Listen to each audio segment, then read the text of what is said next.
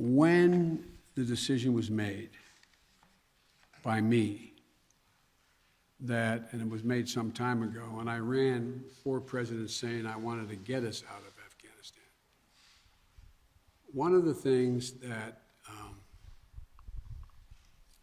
is a reality is people now say to me and to others, and many of you say it on air, that why did we have to move because no Americans are being attacked? Why did we withdraw those, why did we agree to withdraw 2,500 troops? No Americans are being attacked. As I said before, the reason they weren't being attacked was part of an agreement that Trump had made a year earlier. We will leave by May 1st, he said, as long as there's no attack on Americans in that year period. Number one. Number two, the Taliban was taking large swaths of the countryside, north and south. None of the major areas, none of the major points of the capitals of each of these provinces. But they were all over the country. And the idea that if I had said on May the 2nd or 3rd, we are not leaving, we are staying, does anybody truly believe that I would not have had to put in significantly more American forces, send your sons, your daughters, like my son was sent to Iraq, to maybe die? And for what? For what?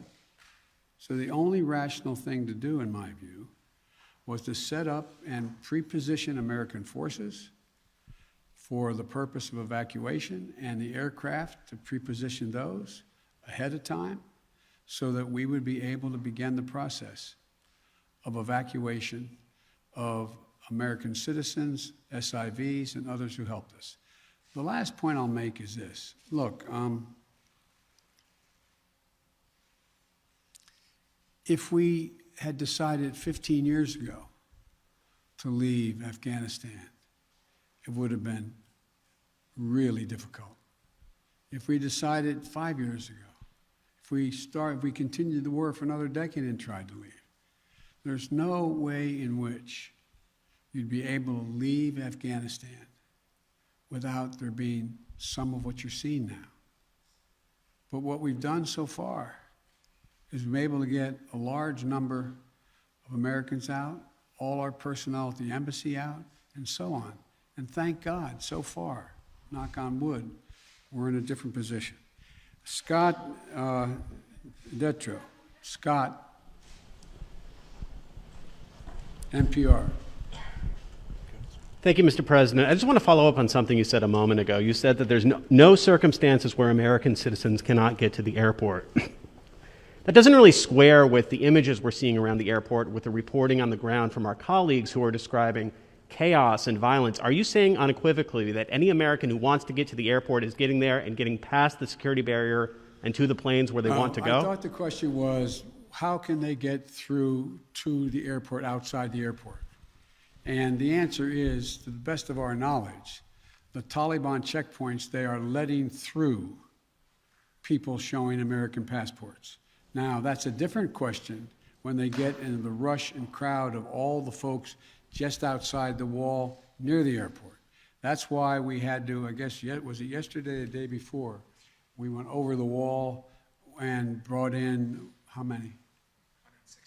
169 Americans. So it is a process to try to figure out how we deal with the mad rush of non-Americans, those who didn't help, those who were not on the priority list, just any Afghan to be able to get out of the country. And so my guess is that no matter what, under what circumstances there's not a whole lot of Afghanis, there's a whole lot of Afghanis that just as soon come to America, whether they're any involvement with the United States in the past at all, rather than stay under Taliban rule or any rule.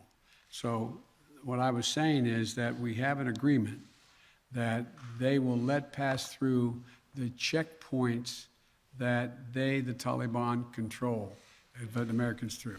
But given this, given the negotiations with the Taliban, the scenes that we're seeing, can you just fully explain why the plan wasn't to go ahead with these evacuations of both Americans and allies before the drawdowns began, before Bagram was closed, looking back several months, because whether it was now or several months from now, there seems to be a broad consensus that the Taliban would make these gains, and these would be needed at some point. Well, yeah, at some point. But the point was that although we were in contact with the Taliban and Doha for this whole period of time, at some point wasn't expected to be the total demise of the Afghan National Force, which was 300 persons. Let's assume the Afghan National Force had continued to fight and they were surrounding Kabul. Be a very different story, very different story. But the overwhelming consensus was that they were not going to collapse. The Afghan forces, they were not going to leave. They were not going to just abandon and then put down their arms and take off. So that's what happened. Thank you very, very much. Thank you.